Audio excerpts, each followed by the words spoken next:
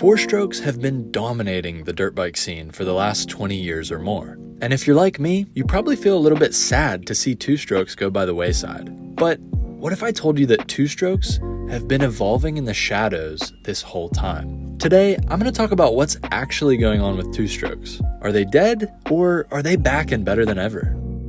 It's time to hear the truth. Growing up, I remember hearing at one point that two-strokes had been banned. And man, was I gutted. Because this was right around the time that I was getting ready to move up from my XR50 to a KX65. And I was so excited to make the switch. I was going to learn how to use the clutch, and I would finally get to experience that legendary two-stroke power band for the first time.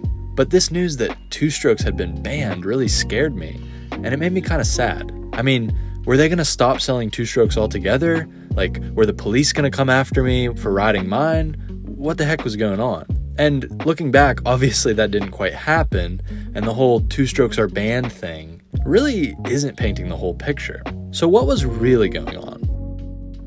Well, in 1998, the California Air Resources Board created this little thing called the Red Sticker Program. In 2003, they began implementing it. See, put simply, off-road vehicles that didn't meet certain emissions standards by the state were given a red registration sticker, which barred them from being ridden at certain times in OHV parks and other specific riding areas within the state of California. Now, as word began to spread around the country, riders began to speculate. And like a game of telephone, this red sticker program, which was never even a complete ban in the first place and only pertained to the state of California, turned into two-strokes are being banned entirely all across the country. I believe that this misunderstanding by the consumer was the catalyst that caused dirt bike dealers to stop pushing two-stroke sales, and many of the big dirt bike manufacturers' decision to cease production on their two-stroke line of dirt bikes entirely.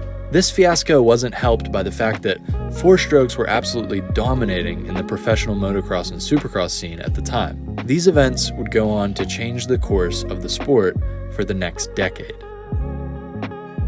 Fast forward to 2018. Europe had been teasing their own tightening of emission standards to come for some time, and they finally announced that these changes would take place in 2020, meaning that by that deadline, manufacturers would need to comply with the new Euro 5 standards on all new models. KTM, being a European dirt bike manufacturer, had foreseen this change coming. Yet, unlike Japanese brands like Honda, Suzuki, and Kawasaki, KTM continued manufacturing their line of two-stroke dirt bikes.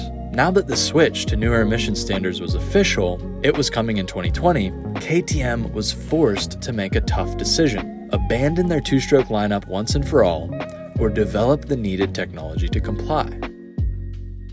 Coming from a motocross background myself, if I was, for some reason, put in charge of making the decision for KTM back then, I probably would have said, well, unfortunately, four-strokes are still dominating the motocross and supercross realm, so as sad as it is to see them go, we gotta axe the two-strokes. But here's what I didn't know at that time, and this is why I'm glad I wasn't a KTM executive calling the shots, because I really would have f***ed things up. See, growing up, I really only rode motocross. The only time I touched the woods was when my friends and I would get bored of the MX track and go tinker around creating some small little loops in the forest. So I never really took woods riding that seriously or tried to get better at it. That is until last year when, after a couple-year hiatus from riding, I got a little CRF 250F trail bike to teach my girlfriend how to ride dirt bikes on. Well, as it turns out, I ended up having way more fun riding that thing than I expected, and I ended up not touching a motocross track for the rest of that year.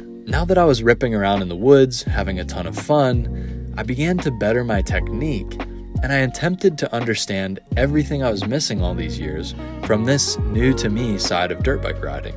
Watching all the videos of the wild hard enduro events like Red Bull Romaniacs, Erzberg Rodeo, and the Hispania Hard Enduro, it became apparent to me that two-strokes aren't dead at all. In fact, they're the preferred machine by pretty much all the top hard enduro riders out there due to their lighter riding experience, flickability, and greater resistance to problems such as overheating. Yeah, like I said before, good thing I wasn't in charge of KTM's decision back then, because ultimately they decided to keep their two-strokes alive, And in 2017, KTM officially announced their upcoming release of the world's first fuel-injected two-stroke enduro dirt bikes. 2018 saw the release of the fuel-injected 250 and 300 two-stroke enduro models. And then in 2019, their release covered the rest of the enduro line with the addition of the fuel-injected 150 two-stroke. Now, it wasn't until 2023 that the rest of their two-stroke lineup, which included the cross-country and motocross spec two-strokes, became fuel-injected as well. Now, this whole time, the California emissions saga was ongoing, and it still is to this day. And they don't really do a good job of making it easy to understand.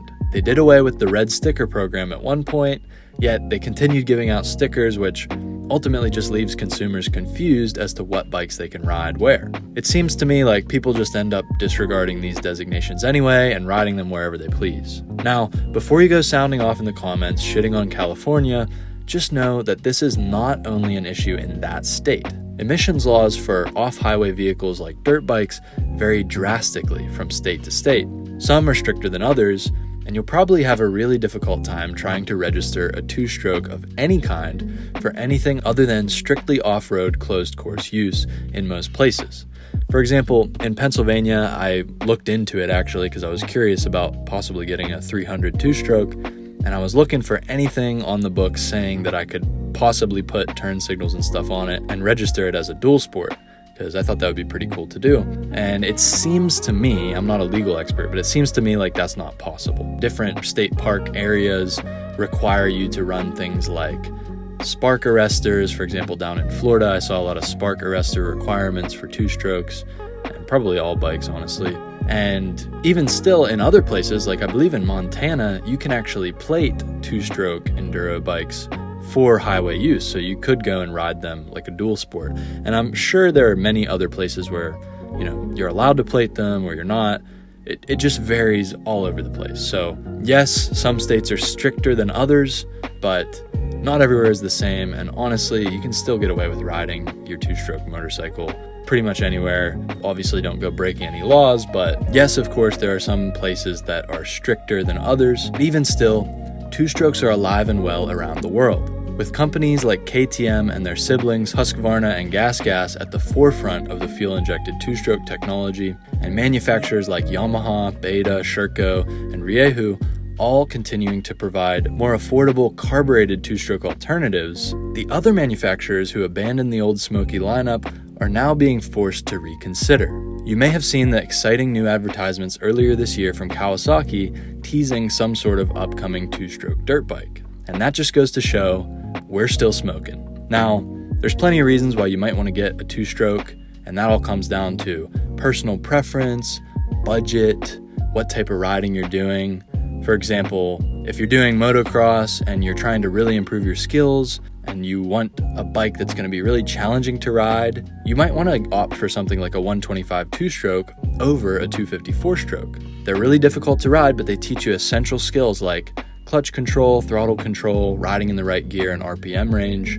And additionally, it's kind of nice because they're a lot more affordable than a brand new 250 four-stroke. Additionally, like I mentioned, if you're riding in the woods, you're doing a lot of hard technical enduro, you might want something like the KTM's Enduro line or some other enduro line of bike like a 300 two-stroke, something like that. And if you ride something in between, like sort of a mixture of motocross every once in a while and then cross-country races like GNCCs or those sorts of wide open trails, and then you do a little bit of technical stuff, sort of an all-around bike, it seems like brands cross-country bikes, for example, the YZ250X or maybe the KTM 250XC would be a great all-around bike.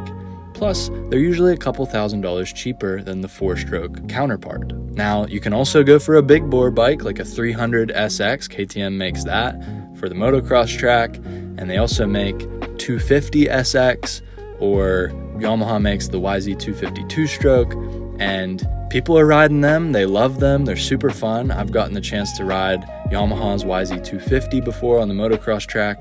They're just amazing bikes. And like I said, normally they're a couple $1,000s cheaper than their four-stroke counterpart. So if you want to get a two-stroke, or if you're curious about two-strokes and you want to learn more about how they work, check out the video on screen right now. Oh, and since you made it all the way to the end, I've got a little thank you for you. I'm giving away free Moto stickers to dedicated viewers like you. Just hit the first link in the description, and I'll send one your way.